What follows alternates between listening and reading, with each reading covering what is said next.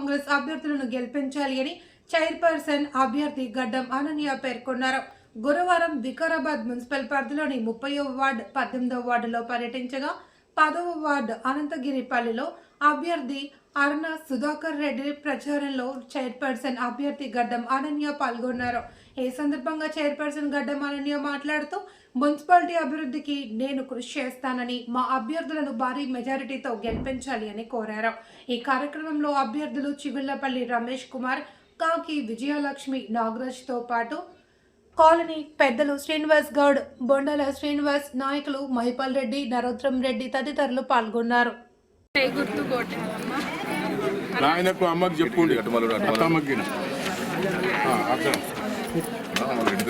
ఇక్కడ నేను కాంటాక్ట్ చేస్తున్నా ఇక్కడ కౌన్సిలర్గా.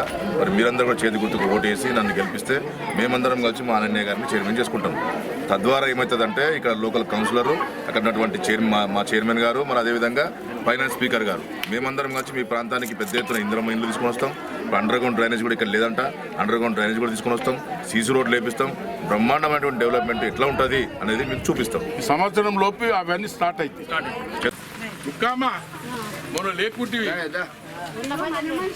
మొన్న లేకుంటే మున్సిపల్ చైర్మన్ అమ్మా, స్పీకర్ సార్ నాడా నీకు ఇల్లు ఇచ్చిండా, ఆ సార్ బిడ్డ. ఇగో ఇక్కడ కౌన్సిలర్ సుధాకర్ రెడ్డి.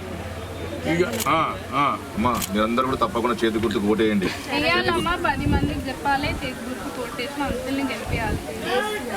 తప్పకుండా చేస్తారు. నా పేరు సుధాకర్ రెడ్డి, నేను టౌన్ కాంగ్రెస్ ప్రెసిడెంట్గా కూడా పనిచేస్తున్నా. డీటెయిల్స్ కానీ 2 సార్లుగా నేను కౌన్సిలర్ కూడా పనిచేసిన. అక్కడ పెద్ద మొత్తంలో మా ప్రసన్న గారి సహకారంతో పెద్ద ఎత్తున డెవలప్మెంట్ చేసినాం. మరి ఇక్కడ ఈసారి జెండర్ వచ్చింది కాబట్టి ఇక్కడికి రావాల్సి వచ్చింది. మా ప్రసాదాన్ని నన్ను పంపించిండు. ఎందుకంటే మా కూతురే ప్రసాద్ కూతురే చైర్మన్ క్యాండిడేట్. మీరందరూ కూడా చేతి గుర్తుకు ఓటేసి నన్ను గెలిపిస్తే తప్పకుండా మేమందరం కలిసి మా అనన్య గారిని చైర్మన్గా ఎన్నుకుంటాం. 17వ వార్డులో బీఆర్ఎస్ అభ్యర్థి కూడా మీకు సంపూర్ణ మద్దతు తెలియపడం జరిగింది. ఆ వార్డుకు మీరు ఎట్లాంటి భరోసా ఇచ్చారు అభివృద్ధి విషయం? అది చాలా వెనుక పడిపోయిన వార్డు. నిన్న సాయంత్రము ఈరోజు పొద్దున నేను నా వార్డుని డోర్ టు డోర్ ప్రచారం స్టార్ట్ చేసినాను. అయితే నా వార్డులో చాలా కష్టాలు ఉన్నాయి. దాన్ని చాలా డెవలప్ చేయాలని స్ట్రీట్ లైట్స్ కానీ, రోడ్స్ కానీ, అండర్ గ్రౌండ్ డ్రైనేజ్ కానీ, మళ్ళీ ఇల్లులు అన్నీ చాలా చాలా ప్రాబ్లమ్స్ ఉన్నాయి అక్కడ. ప్రతి ఇంటికి పోయినప్పుడు నన్ను అందరు ఆదరించి చాలా దగ్గరికి తీసుకున్నారు. నేను అందరికీ ప్రామిసెస్ చేసి వచ్చిన. నేను ప్రతిది ఫస్ట్ అండర్ గ్రౌండ్ డ్రైనేజ్, ఇంకా రోడ్స్, ఎక్కడ ఏ వార్డులో అండర్ గ్రౌండ్ డ్రైనేజ్ లేదో, ఏ వార్డులో సరిగ్గా రోడ్లు లేవో, ఏ వార్డులో అయితే స్ట్రీట్ లైట్స్, ఈ బేసిక్ నెసెసిటీస్ అయితే లేవో అవి ఫస్ట్ చేస్తాను. ఈవెన్ సెప్టిక్ ట్యాంక్స్ కూడా కొంతమంది ఇల్లుల పక్కన ఉండి ఆ స్మెల్కి వాళ్ళు కూడా సరిగ్గా ఉండలేకపోతున్నారు. అట్లాంటి ప్రాబ్లమ్స్ బేసిక్వి ఫస్ట్ అయిపోతుందని నేను ప్రామిస్ చేస్తున్నాను. Thank you. ప్రచారంలో ప్రజల నుంచి మీకు ఆదరణ ఎట్లా ఉంది?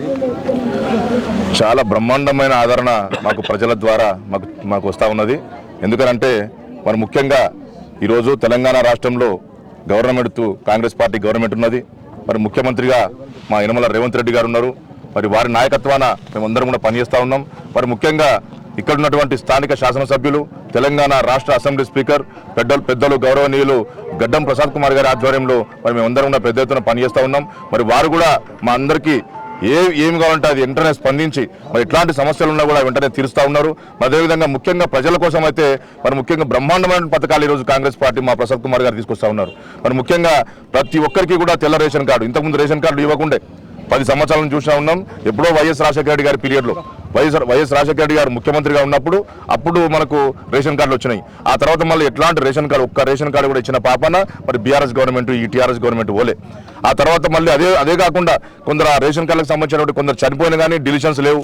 అదేవిధంగా పిల్లలు పుట్టి మరి వాళ్ళు పెద్దగా అయితే వాళ్ళని యాడ్ చేయాల్సిన అవసరం ఉంటుంది. యాడింగ్స్ లేకుండే మరి ఇప్పుడు అన్ని కార్యక్రమాలు, అన్ని ఆప్షన్స్ కూడా ఈరోజు మేము తీసుకుని వచ్చినాం. మా ప్రసాద్ తీసుకొచ్చిండు, మా రేవంత్ రెడ్డి గారు తీసుకొని వచ్చారు. ఇప్పుడు చనిపోయిన వాళ్ళని డిలీట్ చేస్తూ ఉన్నాం. మరి కొత్తగా పుట్టిన పిల్లలందరినీ కూడా రేషన్ కార్డులు యాడ్ చేస్తూ ఉన్నాం. మరి రేషన్ కార్డులు లేకుండా మళ్ళీ పిల్లలు పెద్దగా పెళ్లి చేసుకుంటే వాళ్ళకు కొత్త రేషన్ కార్డులు కూడా ఇస్తూ ఉన్నాం. అదేవిధంగా ఆ రేషన్ కార్డుల మీద మళ్ళీ సన్న బియ్యం కూడా ఇస్తూ ఉన్నాం. మేమేవైతే బియ్యం తింటా ఉన్నామో, మా రేవంత్ ఏవైతే బియ్యం తింటా ఉన్నాడో, మా గడ్డం ప్రసాద్ కుమార్ గారు ఏవైతే బియ్యం తింటా ఉన్నారో, మరి ఆ బియ్యమే ప్రజలందరికీ కూడా పంచుతా ఉన్నాం. ఈరోజు బీద ప్రజలందరూ కూడా సంతోషంగా 5,000తో వాళ్ళు నోట్లకు పోతా ఉన్నాయి. 5,000 సంతోషంగా ఆ సన్న బియ్యంతో అన్నం తిని చాలా బ్రహ్మాండంగా వాళ్ళు ఈరోజు సంతోషంగా ఉన్నారు. మాకంతా కూడా ఈరోజు బ్రహ్మరథం పడుతున్నటువంటి పరిస్థితి ఈరోజు ఉన్నది. ప్రజలు ఏమైనా సమస్యలు మీ దృష్టికి తీసుకొచ్చిన ప్రచారం? మరి ముఖ్యంగా ఈ ప్రాంతం చాలా బీద ప్రాంతం. మరి మా రామచంద్రన్న గారు ఆయన నాయకుడిగా ఉండి చాలా డెవలప్మెంట్ చేసినప్పటికీ కూడా మరి అంతా కూడా గ్రామీణ ప్రాంతంగానే ఉన్నది. మరి ముఖ్యంగా మా 10వ వార్డు ఈ 11వ వార్డు చూసినట్లయితే ఎక్కడ కూడా తిరిగినా కూడా సరైన రోడ్లు సరిగా లేవు.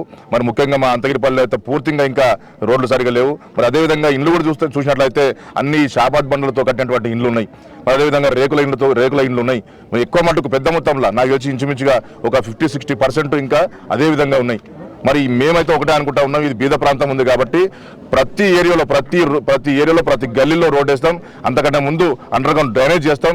ఆ తర్వాత ఈ బండ్ల సప్రాల ఇల్లు కానీ ఈ రేకుల ఇల్లు కానీ ఒక్క ఇల్లు కూడా కనిపించకుండా పెద్ద ఎత్తున మా ప్రసాద్ కుమార్ గారి సహకారంతో కాబోయే మా చైర్మన్ గడ్డం అనన్య గారి సహకారంతో పెద్ద ఎత్తున ఇంద్రమ్మ గృహాలు తీసుకుని వచ్చి ఒక్క షాబత్ బండ్ల ఇల్లు కూడా లేకుండా ఒక్క రేకుల ఇల్లు కూడా లేకుండా పూర్తి పక్కా ఇల్లు పిల్లర్లు వేసి వాళ్ళకి స్లాబ్ ఇల్లు కట్టించే బాధ్యత మేము తీసుకుంటాం.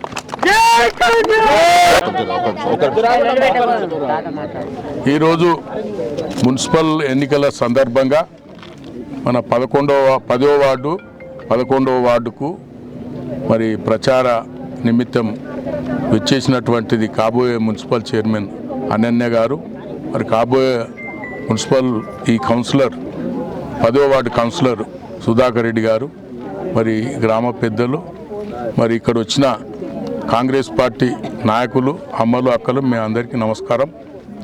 ఇది గిరిగంటిపల్లి గ్రామం అంటే మొత్తం ఒకటే ఉండే 2 తాండాలు ఇవి వచ్చి ఇంట్లోకి వెళ్ళి కొన్ని భాగం తీసి అంతగిరిపల్లి 10వ వార్డులకు కలిపారు. అయినా అంతగిరిపల్లి 1980 మున్సిపల్ కలిసింది. అప్పుడు ఇది మున్సిపల్కి వెళ్ళి తీపిచ్చినాం ఈ ఊరును.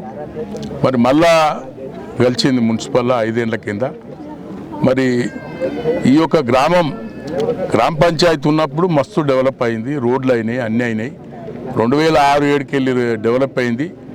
మరి 2008లో కూడా ఈ మన స్పీకర్ గారు మంత్రి ఉన్నప్పుడు కూడా ఈ డాంబర్ రోడ్ వేయడం జరిగింది. మరి అదేవిధంగా ఆయన మళ్ళీ ఇప్పుడు స్పీకర్ ఉన్నప్పుడు మళ్ళీ డబల్ రోడ్ కూడా 12 కోట్లు ఇవ్వడం జరిగింది.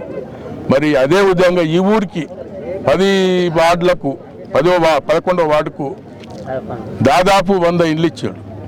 100 ఇండ్లు కూడా ఆల్రెడీ నడుస్తున్నాయి, కొన్ని ఇంకా స్టార్ట్ కాలేవు. మరి అదేవిధంగా అంతగిరిపల్లి కూడా ఈ బెల్ట్ కూడా ఇట్లా ఇండ్లు రావడం జరిగింది. 5-6 ఇండ్లు కూడా నడుస్తున్నాయి. మరి ఎందుకంటే ఇది గ్రామీణ ప్రాంతము, వ్యవసాయ మీద ఆధారపడేటువంటి గ్రామం. ఈ గ్రామాలు 2 గ్రామాలు. అందుకొరకు నేను ఒకటే కోరేది చైర్మన్ అమ్మకు, కౌన్సిలర్ గారికి, మరి ఇంకో కౌన్సిలర్ కూడా గోరిబాయి గెలుస్తుంది. ఆమె మీ అందరి వాళ్ళిద్దరి మీ సహకారము, చైర్మన్ సహకారం ఉండి అండర్ గ్రౌండ్ డ్రైనేజ్ ఫస్ట్ కావాలి. ఇది ఎక్కడ పోయినా నీళ్ళ కొరకు ఆడవిల్లలు కొట్లాడుకుంటారు. నా ఇంటి ముందరకు వద్దా అంటే నా ఇంటి ముందరకు. ఇదే సమస్య ఉన్నది. ఇది ఎక్కువ ఏం లేదు. ఇండ్లు కూడా అనుకున్న కన్నా ఎక్కువ వస్తున్నాయి. ఇంకా కూడా ఇప్పుడు సుధాకర్ రెడ్డి కౌన్సిలర్ అయినాక ఇక్కడ కూడా ఇంకో 20 ఇండ్లు 15 ఇండ్లు ఎంతమంది కట్టుకుంటే అంతమంది బండలు తీసేసుకొని స్లాబ్ వేసుకున్నాము అన్నోళ్ళు ప్రతి ఒక్కరికి ఇండ్లు ఇప్పియాలి. మీ ఫుల్ ఈ 2 వార్డుల మీద చైర్మన్ నామా గారిది స్పెషల్గా మీ యొక్క దృష్టి ఉండాలని చెప్పి కోరుకుంటున్నాను.